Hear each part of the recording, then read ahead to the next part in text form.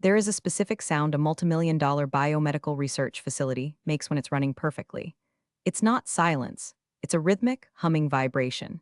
It's the sound of 86 ultra-low temperature freezers cycling on and off to protect 3 decades of tissue samples. It's the synchronized whir of centrifuges spinning at 15,000 RPMs and the soft, pneumatic hiss of the AC systems maintaining a positive pressure environment so that the pathogens inside the biosafety level 3 lab don't drift out into the hallway to meet the undergrads. For 12 years, I was the conductor of this symphony. I was the named principal investigator, PI, on the T32 institutional training grant and the massive U54 Center grant that served as the financial spine of this university's medical research department. In layman's terms, I brought in the money, I managed the science, and I ensured the federal government didn't shut us down. I'm Marisol. I don't shout, I don't slam doors, and I don't leave paper trails of incompetence. I'm a scientist. I deal in data, reproducible results, and hard facts. But the hardest fact I ever had to learn was that you can generate $150 million in revenue for an institution and still be treated like a recalcitrant teenager by a man whose only contribution to science was inheriting a jawline that looked good in alumni brochures. Dean Hargrave was that man. He was the kind of administrator who thought synergy was a strategy and that compliance was just a suggestion. I was sitting in my office, space cluttered with stacks of NIH grant applications and photos of the PhD students I'd shepherded into successful careers when the trouble started. It was a Tuesday. I remember because Tuesday was the day I ate a turkey sandwich at my desk while reviewing the budget variances for the animal colony. Marisol, Hargrave said, leaning against my doorframe. He never knocked. Knocking implies respect for the space on the other side. I noticed something on your shared calendar. Blocked out time, every day, noon to 1. I looked up from the spreadsheet. Yes, Dean, that's my lunch hour. It says Policy 601. That looks like a course code. It is, I said, taking off my reading glasses. I'm auditing a graduate course on federal science policy. It helps with the grant renewals to understand the changing legislative landscape regarding funding allocation. By the way, if you're into stories where competent women get pushed to the edge by corporate idiots and then burn the whole village down, do me a favor and hit subscribe button and maybe give this a like. It helps the algorithm find the other people who need a little vicarious revenge today. Thanks, you're the best. Hargrave frowned, a look that crinkled his perfectly tanned forehead. During the workday, during my unpaid lunch hour, I corrected him gently. I eat while I listen to the lecture. I'm back at my desk by 1:05 p.m., usually answering emails regarding the IRB protocols you asked me to expedite. He walked into the room then, closing the distance between us. It was a power move, designed to make me crane my neck up at him. It looks distracted, Marisol. We have the site visit for the renewal coming up in 6 months. That's $150 million on the table. I need your eyes on the ball, not in some textbook. My eyes are on the ball, Dean. The policy course is for the ball. Understanding how the NIH is shifting its priorities on diversity and inclusion is critical for the narrative of the renewal application. I'm doing this to ensure we get the money. He chuckled, a dry, patronizing sound that grated on my nerves like sand in a bearing. Leave the strategy to the leadership team, Marisol. You're the mechanic. Keep the engine running. You don't need to worry about where the car is going. The mechanic. I have a PhD in molecular biology and a master's in public health. I have authored 42 peer-reviewed papers. I have sat on federal review panels, but to Dean Hargrave, I was just the mechanic. The help. The person who tightened the screws so he could drive the Ferrari and wave to the donors. I'm not dropping the course, Hargrave, I said, keeping my voice level. It's my personal time. It doesn't impact my deliverables. It impacts the perception of your commitment, he shot back, his smile fading into a thin, hard line. When I look at my department chair, I want to see 110% focus, not someone trying to pad their resume for their next job. I'm not looking for next job, I lied. Well, it was a half lie. I wasn't looking yet, but the writing was on the wall, written in invisible ink that only people like me could read. I'm trying to be better at this one. We'll see, he said, pushing off the doorframe. Just remember who signs the effort certification reports, Marisol. Perception is reality in this building. He walked away, leaving the scent of expensive cologne and cheap intimidation in his wake. I stared at the empty doorway for a long time. My heart wasn't pounding, my hands weren't shaking. I wasn't scared, I was calculating. See, Hargrave made the classic mistake of the arrogant mediator. He assumed that because I was quiet, I was compliant. He assumed that because I cared about the program, I would tolerate any abuse to protect it. He didn't understand that the mechanic knows exactly which bolt to remove to make the wheels fall off at 60 miles per hour. I turned back to my computer. I didn't close the spreadsheet. I opened a new folder on my private drive. I named it Documentation. If he wanted to talk about reality, I was going to start collecting some receipts. The hum of the freezers seemed to deepen, a low growl of agreement. The war hadn't started yet, but the first shot had just been fired, and he didn't even know he was the one in the crosshairs. The following week, the department held its monthly all-hands meeting. These gatherings were usually an hour of self-congratulatory slideshows where Hargrave took credit for the work of postdocs who were surviving on ramen noodles and caffeine. We gathered in the large auditorium, the air stale with recycled AC and suppressed groans. I sat in the third row, notebook open, pen poised. I was the model employee. I was focused. Hargrave took the podium, flashing that megawatt smile that probably secured more donations than our actual cancer research data. Great quarter, everyone, he boomed. Really spectacular effort across the board. He clicked to the next slide. It was a picture of Kyle, a junior principal investigator who had been with us for barely 2 years. Kyle was 29, wore vests over t-shirts, and had a habit of borrowing my lab technicians without asking. I want to give a special shout-out to Kyle, Hargrave said, beaming. Kyle has just launched his own biotech consulting firm on the side. It's this kind of entrepreneurial spirit that puts our university on the map, showing the industry that we have the brains and the business savvy. Stand up, Kyle. Kyle stood up, waving awkwardly. The room clapped politely. I didn't clap. I felt a cold knot tighten in my stomach. Kyle was running a for-profit business during the work week, using, undoubtedly, university resources and reputation to bolster his personal brand, and he was being heralded as a visionary. I, on the other hand, was taking a lunch hour course to understand how to save the university's federal funding, and I was being threatened with insubordination. The hypocrisy wasn't just a bitter pill, it was a cyanide capsule. It signaled that this wasn't about time management or commitment. This was about control. Kyle was non-threatening to Hargrave because Kyle wanted to make money. Hargrave understood greed. He respected it. But me, I wanted knowledge. I wanted policy influence. I wanted to understand the machinery of power that men like Hargrave monopolized, and that terrified him. After the meeting, I went straight to my office. I didn't go to the lab to check on the cell cultures. I didn't go to the animal facility. I closed my door and logged into the university's email server. I started digging. Not for dirt on Kyle. He was irrelevant, just a symptom of the disease, but for the paper trail of my own existence. I downloaded every performance review from the last 12 years. Every single one was rated exemplary. I downloaded the email threads where I had successfully negotiated the budget cuts with the NIH grants management specialist. I downloaded the effort certification reports that proved I worked an average of 60 hours a week, well above the 40 I was paid for. Then I opened the NIH ERA Commons portal. This is the federal database where all grant information lives. It's the holy of holies for researchers. I checked my status. Role, PD/PI, Program Director/Principal Investigator. Status, active. Authority, full. I took a screenshot. Hargrave's assistant, woman named Deborah who looked perpetually exhausted, knocked on my door an hour later. She held a clipboard like a shield. Marisol, she whispered, stepping inside and closing the door behind her. He's asking for your calendar logs for the last 6 months. I looked at her. Deborah knew where the bodies were buried because she was usually the one forced to dig the holes.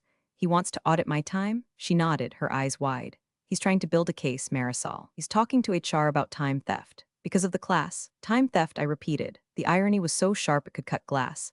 I had missed my niece's baptism because I was here fixing a -80 freezer on a Sunday. I had spent my 10th wedding anniversary on a conference call with the FDA. Thanks, Deborah, I said softly. I appreciate you telling me. He's looking for a reason, she warned. He wants to bring in Dr. Sterling to run the renewal. Dr. Sterling was Hargrave's golf buddy, a man who hadn't run a wet lab since the late 90s. Putting Sterling in charge of a $150 million complex research grant was like asking a toddler to fly a Boeing 747 because he has a toy plane at home. Let him look, I said, turning back to my screens. Send him the logs, Deborah. Send him everything. Are you sure? Absolutely. Send him the raw data. I knew Hargrave. He was lazy. He wouldn't read the raw logs. He would glance at them, see blocks of time, and confirm his bias. He wouldn't notice that the emails sent at 8 o'clock p.m., 9 o'clock p.m., and 4 o'clock a.m. far outweighed the 45 minutes I spent listening to a lecture on the Hatch Act while eating a salad. I wasn't just documenting my defense anymore. I was preparing the ammunition for a war he didn't realize would be nuclear. That afternoon, walked through the lab. My PhD students were pipetting solutions, the rhythmic click-clack of the micropipettes filling the room. They looked up, smiling, tired but inspired. They trusted me. They relied on me to keep the money flowing so they could get their degrees and change the world. A wave of nausea hit me. If Hargrave blew this up, they were the ones who would catch the shrapnel. I stopped by the desk of my lab manager, Sarah. She was the sergeant of this platoon. Sarah, I said quietly, make sure all the data on the local servers is backed up to the cloud tonight. Everything, every gel image, every sequencing file. She looked at me, sensing the shift in my tone. Is everything okay, boss? Just housekeeping, I said. We're due for a storm. She didn't ask questions. She just nodded and started typing. That's the difference between a leader and a boss. A boss demands obedience. A leader commands trust. Hargrave was about to learn that you can fire a person, but you can't fire the loyalty they've built. As I left the building that evening, the sun was setting over the campus.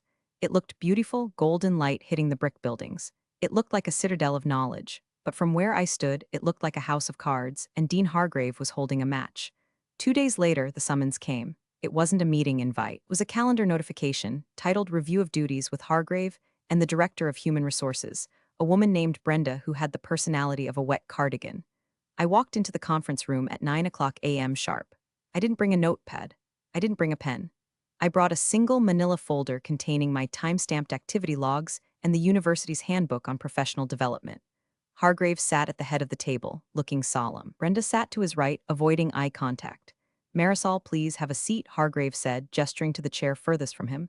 I'm fine standing, I said. I have a transformation assay running that needs to be checked in 20 minutes. Hargrave sighed, the sound of a disappointed father. This is exactly what we need to discuss. Your prioritization. Brenda cleared her throat and slid a piece of paper across the mahogany table. Dr. Morneau, you're placing you on a performance improvement plan, effective immediately. The concerns raised regarding your time management and unauthorized educational pursuits during business hours have become untenable. I looked at the paper. It was a template. I could see where they had copy-pasted my name. Untenable, I repeated. I secured $12 million in bridge funding last month, Brenda. Is that untenable? Revenue generation does not excuse policy violations. Brenda recited, likely reading from a script in her head. The dean feels your focus is fractured. The PIP requires you to cease all non-work-related coursework immediately and submit a daily hour-by-hour log of your activities for the next 60 days. And if I refuse, I asked. Hargrave leaned forward. Then we will have to discuss your future at this institution, or lack thereof. This is about the lunch class? I asked, looking directly at him. Really? It's about insubordination, Marisol, Hargrave snapped, his mask slipping. I told you to drop it. You didn't. You challenged my authority on my floor. You think because you bring in the grants you're untouchable, but you're not. The university owns the grants. The university employs the staff. You are just an employee. The university owns the grants, I said slowly, testing the weight of the words. Is that your understanding, Dean? That the NIH awards money to the building, not the scientist? The award is to the institution, he said smugly. You are replaceable. There it was, the fatal error. He truly believed that the science happened by magic and that the millions of dollars flowing in were due to the prestigious letterhead, not the brain managing the complex web of federal regulations, animal welfare protocols, and scientific aims. I see, I said. So to clarify, drop the class or be fired. We prefer the term separated. Brenda added helpfully. I'll need to think about it, I said. You have 24 hours to sign the PIP, Hargrave said. Make the right choice, Marisol. Don't throw away a career over a hobby. I walked out. I didn't go to the lab, I went to the server room. Technically, I wasn't supposed to be in there without IT, but I had the master key because the temperature sensors for my samples were routed through there. I let myself in. The room was cold and loud with the roar of cooling fans. I wasn't there to sabotage. I'm not a vandal. I was there to protect myself. I initiated a full export of the regulatory compliance drive. This wasn't the scientific data that belonged to the university, technically. This was the record of my work as the PI, the Institutional Review Board approvals, the Institutional Animal Care and Use Committee IACUC protocols, biosafety level certifications. These documents were legal affidavits signed by me, attesting that I was overseeing the safety and ethics of the research. If I wasn't the PI, I couldn't be responsible for them, and if I wasn't responsible for them, they were invalid. I copied everything to an encrypted external drive. As the progress bar crawled across the screen, my phone buzzed.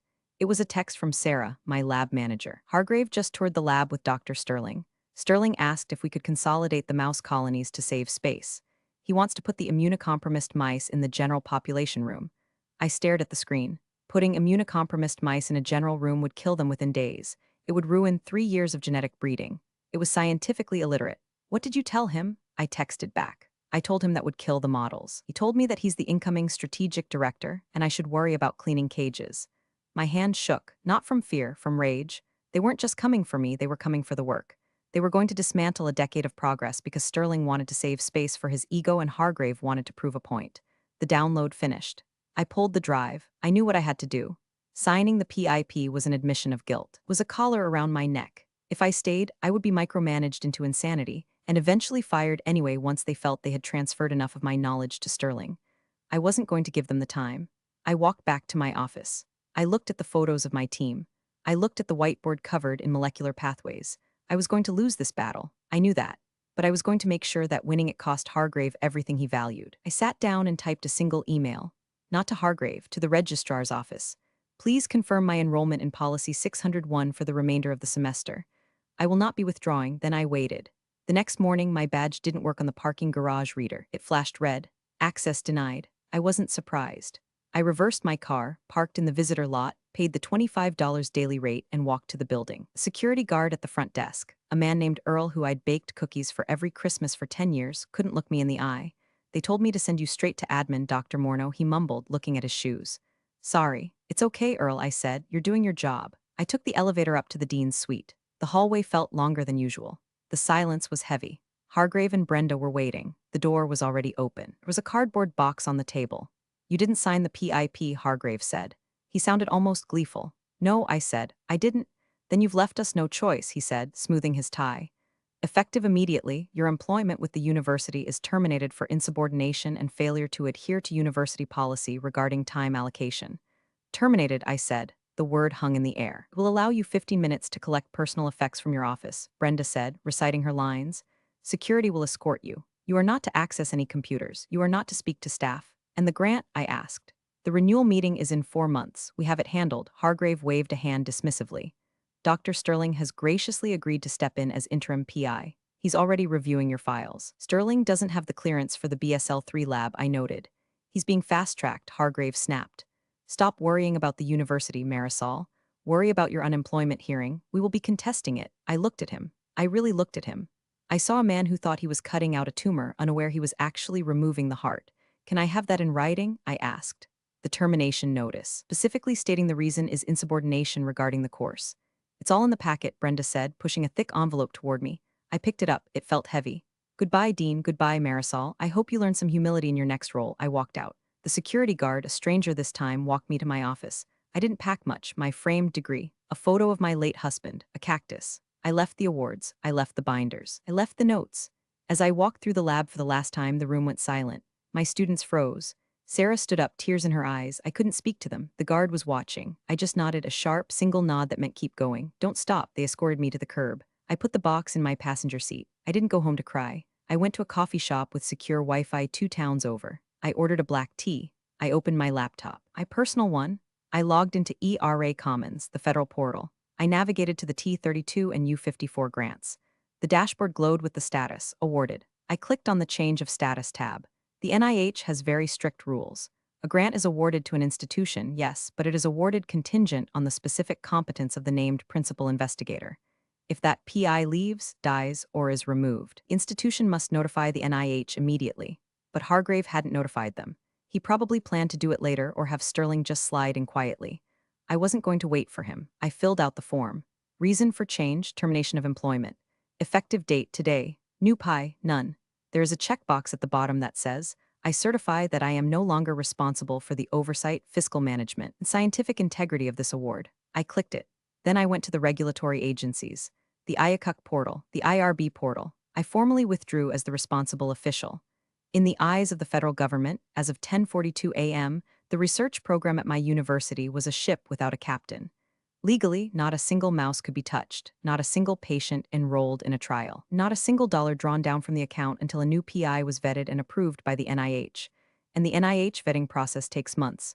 Hargrave thought he had fired an employee. He didn't realize he had just triggered an automatic suspension of operations. I hit submit.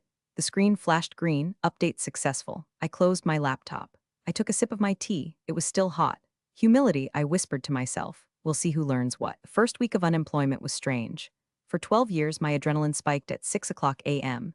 Now I woke up, looked at the ceiling, and realized I had nowhere to be. I started gardening. I pruned my hydrangeas with the same precision I used to dissect tissue samples. My phone started ringing on day 3. It wasn't Hargrave. It was the compliance office. Dr. Morneau, this is Linda from Research Compliance. We just got an automated flag from the Animal Welfare Office. It says the protocols are suspended because the RO is inactive.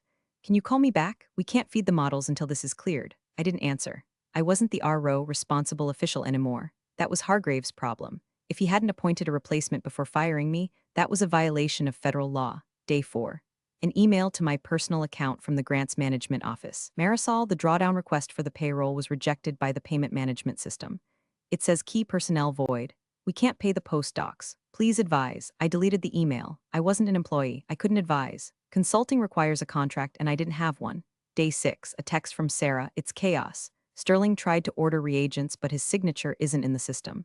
The vendors put our account on hold. Hargrave is screaming at it. He thinks it's a computer glitch. I smiled at that. A glitch. That's what they always think. They think the system works automatically. They don't see the thousands of hours of maintenance. They don't see the person holding the wires together during the storm. They remove the person and blame the wires. I poured myself a glass of wine and sat on my porch. I could imagine the scene. The glitch wasn't in the computer. The glitch was in the leadership. By the second week, the silence from the administration turned into panic. I received a certified letter via FedEx. It was from the university's general counsel. Dear Dr. Morneau, it has come to our attention that you have altered federal records regarding Grant U-54. You are hereby ordered to restore access and assist in the transition. I laughed out loud. Altered? I hadn't altered anything. I had reported a fact. I was no longer employed, therefore, was no longer the PI. I didn't reply to the letter. Instead, I forwarded it to my attorney, a shark of a woman named Jessica who specialized in academic labor law. She called me 10 minutes later. They're threatening you for complying with the law? She asked, sounding delighted. It appears so. Don't answer them, she said. Let them dig. If they want you to fix it, they have to hire you back. And if they hire you back, it's going to cost them triple. I don't want to go back. Jessica, good, she said. Then we watched them burn. I spent the next month quietly interviewing. I didn't apply to job postings. I reached out to my network. The world of high-level biomedical research is small. Word had gotten out that I was available. The rumors were wild. Some said I had embezzled money. Some said I had a nervous breakdown. But the people who mattered, the other serious scientists, they knew the truth. They knew Hargrave. They knew the score. I had a meeting with the dean of research at a rival university in Maryland. Why did you leave? He asked. Professional differences regarding compliance and resource allocation, I said. I heard Hargrave fired you over a lunch class, he said, raising an eyebrow. That was the stated reason. He shook his head. We have a policy here, Marisol. If you want to take a class, we pay for it, especially if it helps us get grants. That sounds logical, I said. We have an opening for department chair, he said. We need someone to clean up a mess. We need a mechanic. I smiled. I'm pretty good at fixing engines. But I come with a condition, which is I bring my own team once their contracts are liberated. He grinned. I think we can accommodate that. Back at my old university, the silence was breaking. The glitch hadn't been fixed. The renewal deadline was looming, and the NIH program officer had just scheduled the site visit. Hargrave had appointed Sterling as the interim PI in the university system, but he hadn't gotten the NIH approval yet. He assumed it was a rubber stamp. He was about to find out that the NIH doesn't use rubber stamps. They use microscopes, 2 months post-termination. The university was bleeding, but they were trying to hide the wound with Band-Aids. Sarah kept me updated through encrypted messaging apps. Sterling told us to just keep working despite the protocol suspension, she texted. He said he'd backdate the paperwork once the NIH approves him. I stared at the phone. Backdating federal compliance paperwork is a felony. It's fraud. Sterling wasn't just incompetent, he was dangerous. Don't do it, Sarah, I replied. Document that instruction. Do not sign anything. I'm not. But the postdocs are scared. They need the data for their papers. The tragedy of academia is that the most vulnerable people are the ones who get crushed by the egos at the top. Meanwhile, the university was preparing for the $150 million grant renewal site visit. This is a theatrical event. The NIH flies in a team of experts, peer reviewers, program officers, budget analysts. They tour the labs, they interview the staff, they look at the books. Hargrave was in full PR mode. He was boasting to the faculty senate that the transition was seamless. He claimed that under Sterling's leadership, the department was streamlining operations. Streamlining meant that 3 of my specialized technicians had quit because Sterling yelled at them for using too many gloves. Then came the issue of the rats. We had a colony of transgenic rats, extremely expensive, genetically modified animals that modeled human hypertension. It required a specific diet and a specific humidity level. I used to check the humidity logs every morning. Sterling didn't know how to access the building automation system. One Tuesday, the AC system in the animal facility drifted. The humidity dropped to 10%. Rats regulate their heat through their tails. In low humidity, they get ringtail, a painful condition where the tail constricts and can fall off. The vet staff flagged it. They called Sterling. Sterling was on the golf course. He didn't answer. By the time he came in the next day, the vet had reported the incident to OLA, Office of Laboratory Animal Welfare. This is a mandatory reportable event. It goes on the permanent record. When you are applying for $150 million grant, having an active animal welfare investigation is like showing up to a job interview with blood on your shirt. Hargrave tried to spin it. He blamed the facility's staff. He blamed the aging infrastructure. He didn't mention that I had a pending work order to upgrade the humidity sensors that he had canceled to save money. I sat in my new living room, reviewing the offer letter from the Maryland University. It was generous, tenure, a startup package for my lab, full autonomy, but I couldn't sign it yet. I needed to see this through. I needed to see the moment the truth hit them. The date of the site visit arrived. I knew the schedule because I had written the original draft of it 6 months ago. 9 o'clock a.m., welcome breakfast. 10 o'clock a.m., leadership overview. 11 o'clock a.m., compliance review. The compliance review, that was the kill zone. I wasn't there, obviously, but I knew who was leading the NIH team. Dr. Evans. Dr. Evans was a former military surgeon. He didn't like charm. He didn't like slideshows. He liked paperwork. He liked rules. I imagined the scene. Hargrave in his best suit, Sterling sweating in his vest. Dr. Evans opening the binder. I poured a cup of coffee. The clock on the wall read 10:55 a.m. Showtime, I whispered. I wasn't in the room, but I can tell you exactly what happened. I know because Dr. Evans sent me an email 3 days later, and because Sarah was in the back of the room, taking notes like a war correspondent. The conference room was set up with pastries that cost more than a grad student's weekly stipend. Hargrave sat at the head of the table, flanked by Sterling and the provost. Dr. Evans walked in. He didn't touch the pastries. He placed a single, thick file on the table. "Good morning," Evans said. His voice was dry like old paper. "Let's skip the presentation. I've read the application." Hargrave's smile faltered. "Of course. Just wanted to highlight the new strategic direction." "The application lists Dr. Marisol Morneau as the principal investigator," Evans said, opening the file. "I don't see Dr. Morneau." "Ah, yes," Hargrave said, leaning back, projecting confidence. "We have had a leadership transition. Dr. Morneau is no longer with the university. We have appointed Dr. Sterling as the interim PI. He is fully up to speed." Evans didn't look at Sterling. He looked at the paper in front of him. "I checked the ERA Commons this morning," Evans said. "Dr. Sterling is not listed as the PI on the award. It's pending approval," Hargrave said quickly. "Just a formality." "It's not a formality," Dean Hargrave, Evans said. "It is a legal requirement. Without an approved PI, this grant is currently in a non-compliant state. We submitted the paperwork," Sterling piped up. Evans turned to him. "When? 2 months ago." Sterling lied. Evans pulled a sheet from his file. "I have a change of status notification from Dr. Morneau dated 2 months ago, removing herself from the award. I have nothing from the university nominating you until last week." The room went cold. Hargrave glared at Brenda. Brenda looked at her shoes. They had forgotten. In their arrogance, they assumed they could just swap names in the slide deck and the government wouldn't notice. Furthermore, Evans continued, flipping a page. "Since there was no active PI for 2 months who has been overseeing the human subjects research?" "I have," Sterling said. "But you aren't the PI," Evans said, "and you aren't listed on the IRB protocols, which means any patient data collected in the last 60 days was collected without authorized oversight." "That's a technicality," Hargrave said, his voice rising. "It's a violation of the Code of Federal Regulations, Title 45. Evans said sharply. He closed the binder.